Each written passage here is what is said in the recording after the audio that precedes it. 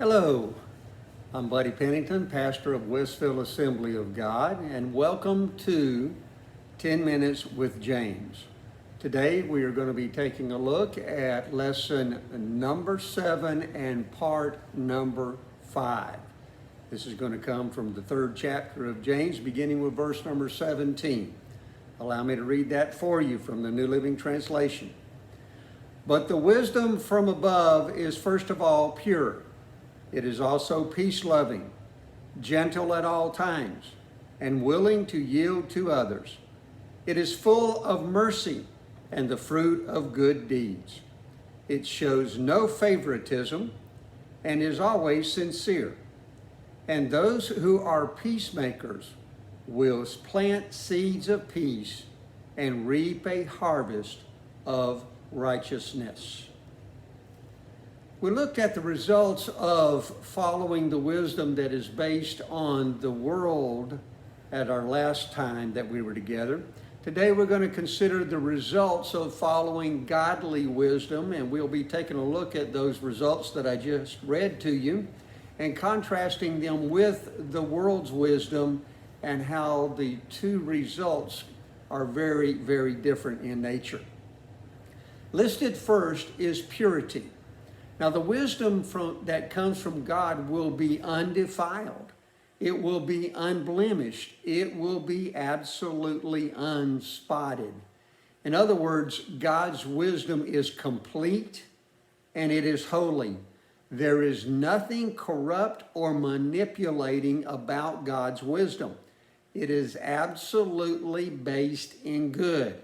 And this basis of good sets it apart from the basis of the world's wisdom, which has its source in evil and in rebellion. God's wisdom produces a life that is peace-loving. It is a life that is always gentle and is willing to yield to the needs of other people. It does not create contention and strife. The world's wisdom does that type of thing. It does not produce arrogance, nor does it produce cruelty. It produces people who are gentle in how they treat other people. It produces people who are kind to other people.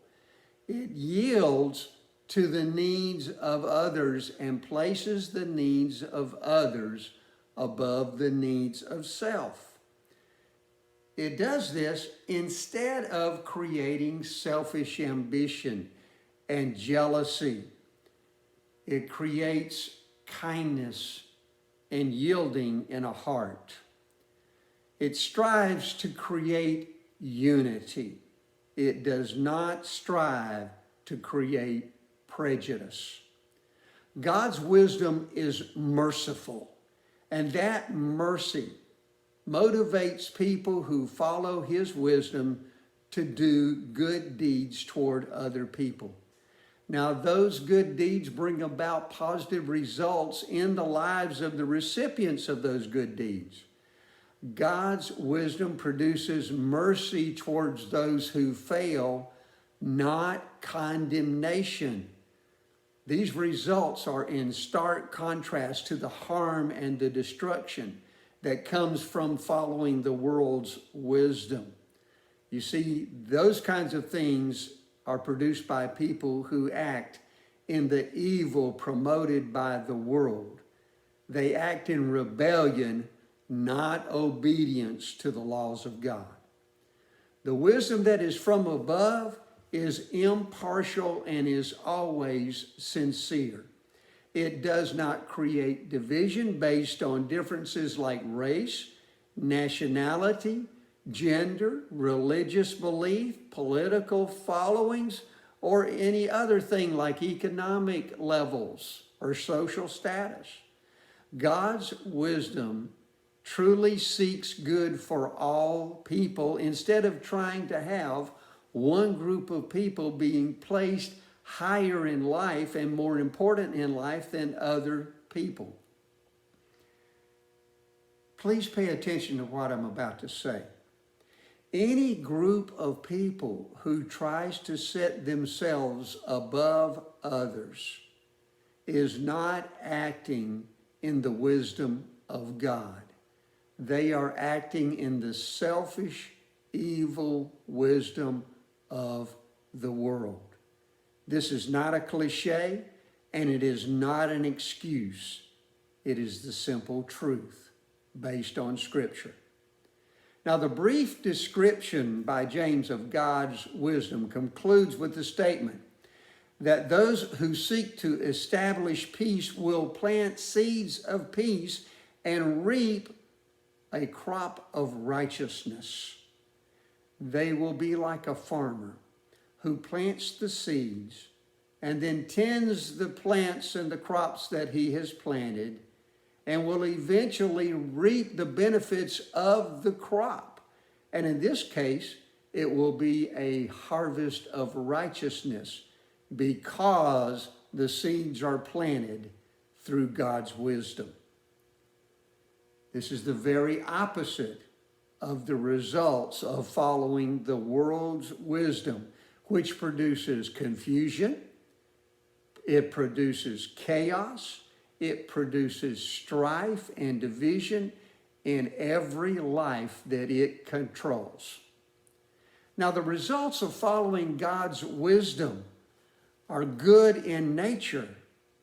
They bring life and inner peace to everyone who follows God's wisdom, because the wisdom of God has a source that is pure and holy, complete and just.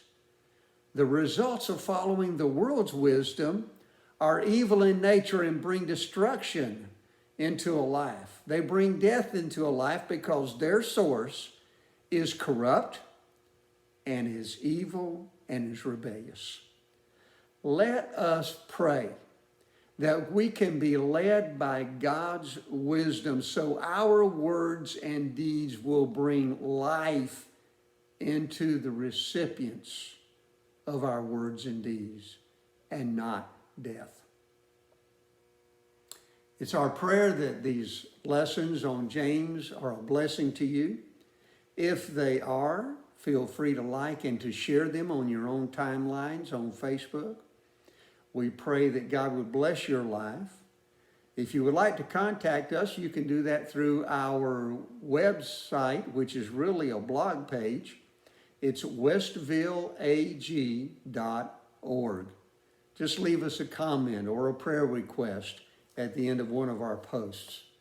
We do have our blog site set up as our website so that we can post the transcripts of the study of the book of James and our services that we have at Westville Assembly of God, which is located in Holmes County, Florida.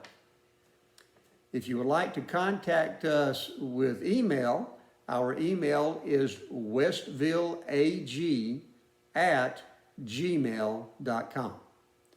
Also, you can call us and leave a message for us on our message machine at our church. Our telephone number is 850-548-5074. May God richly bless you is our prayer, and we look forward to having you the next time that we have a post.